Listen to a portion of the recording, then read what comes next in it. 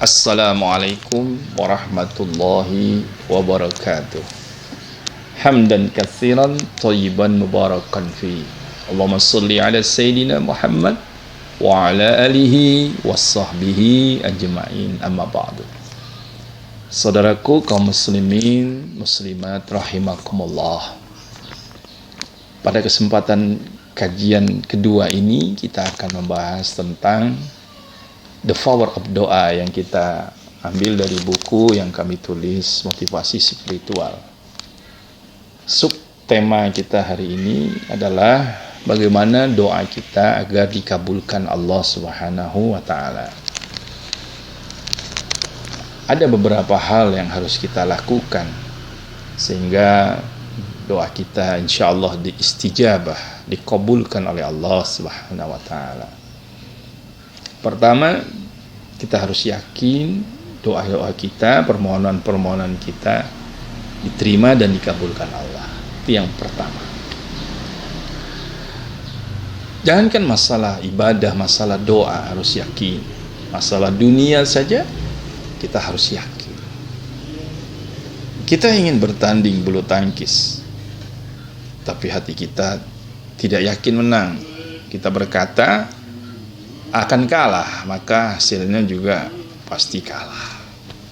Kita ingin membuka usaha warung, membuka usaha toko. Sebelum membuka, hati kita berkata, tidak laku, gagal, bangkrut. Maka hasilnya, maka dapat dipastikan kita akan gagal, tidak laku dan bangkrut. Karena itu harus yakin. Kita menang, harus yakin kita untung dan berhasil dalam usaha. Begitu juga doa, kita harus yakin doa-doa kita itu diterima Allah. Sebagaimana Rasulullah sallallahu alaihi wasallam bersabda, "Ud'u Allah ta'ala wa antum muqinun bil ijabah wa'lamu anna Allah la yastajibu du'aan min qalbin ghafilin lahin." Berdoalah kepada Allah Ta'ala dalam keadaan yakin akan dikabulkan. Dan ketahuilah bahwa Allah tidak akan mengabulkan doa dengan hati yang lalai lagi bermain-main. Hadis riwayat Imam Al-Hakim. Yakin Allah mengabulkan doa kita. Insya Allah Allah akan mengabulkannya. Ini yang pertama. Yang kedua,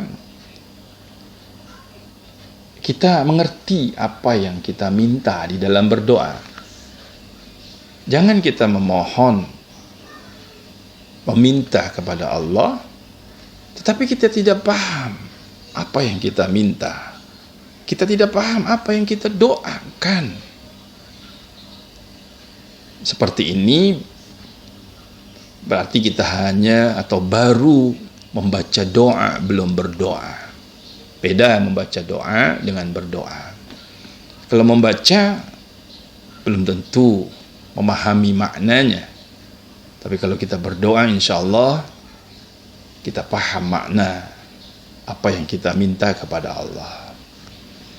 Berdoa boleh saja menggunakan bahasa apapun. Bahasa daerah, bahasa Jawa, bahasa Sunda, bahasa Banjar, bahasa Bugis, bahasa Batak, bahasa Manado, bahasa Bali. Bisa, semuanya bisa. Dengan catatan, pertama, awali dengan memuji Allah. Alhamdulillahi Rabbil Alamin. Kemudian bersalawat kepada Rasulullah sallallahu alaihi wasallam. Allahumma salli ala Sayyidina Muhammad wa ali Muhammad. Kemudian inti doa, apa yang mau kita minta. Kemudian kita tutup dengan salawat. Wassallallahu ala Sayyidina Muhammad. Kemudian diakhiri dengan muji Allah, Alhamdulillahi Rabbil Alamin. Silahkan kita memohon dengan bahasa apapun. Dengan bahasa daerah, atau bahasa Indonesia, atau bahasa Arab. Boleh, karena sesungguhnya Allah Maha mengetahui, Maha mendengarkan apa yang kita mohon. Intinya, kita paham apa yang kita minta. Insya Allah doa kita dikabulkan oleh Allah Subhanahu wa ta'ala. Saudaraku kaum muslimin rahimakumullah, yang ketiga di dalam buku ini dijelaskan, hindarkan makan makanan yang haram. Salah satu penyebab doa kita ditolak oleh Allah adalah kita memenuhi diri kita dengan makanan-makanan yang haram, baik haram zatnya maupun haram cara memperolehnya. Haram li ghairihi, haram li zatihi, zatnya yang haram, atau haram cara prosesnya mendapatkannya, itu haram li ghairihi. Rasulullah Shallallahu Alaihi Wasallam pernah menjelaskan, ada seorang yang dalam perjalanan berpakaian lusuh, dalam kondisi dia letih, dia berdoa mengangkat tangan, ya Rabb, ya Rabb, ya Rabb, ya Tuhanku, ya Tuhanku, ya Tuhanku. Tetapi kata Rasulullah, wa mat'amuhu haram, makanannya haram, wa masrabuhu haram, minumannya haram, wa malbasuhu haram, pakaiannya haram, wa guzziya bi haram, dan dia dipenuhi dengan sesuatu yang haram. Fa anna yustajabu lizalik, bagaimana Allah akan mengabulkan doa itu? Karena itu hindari makanan yang haram, maka doa kita insya Allah dikabulkan Allah. Haram lizatihi, bendanya babi, anjing, bangkai, darah, hindari. Haram li ghairihi, cara memperolehnya hindari.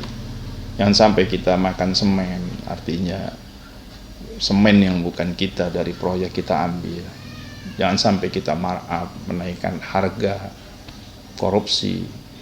Jangan sampai kita suap menyuap, sogok menyogok, kemudian itu kita belanjakan, kita makan, maka itu menjadi penyebab yang utama doa-doa kita ditolak oleh Allah Subhanahu wa ta'ala.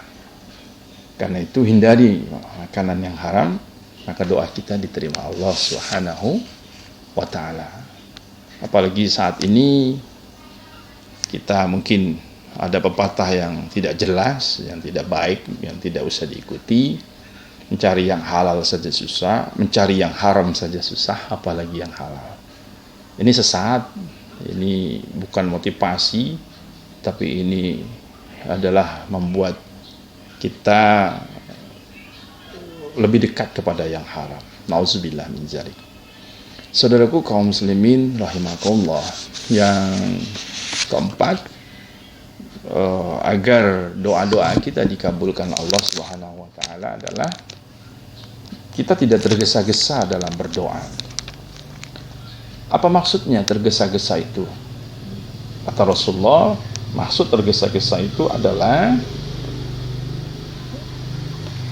qad da'autu wa qad da'autu falam ara yastajibu li wa yastahsiru inda zalika wa yada'ud du'a.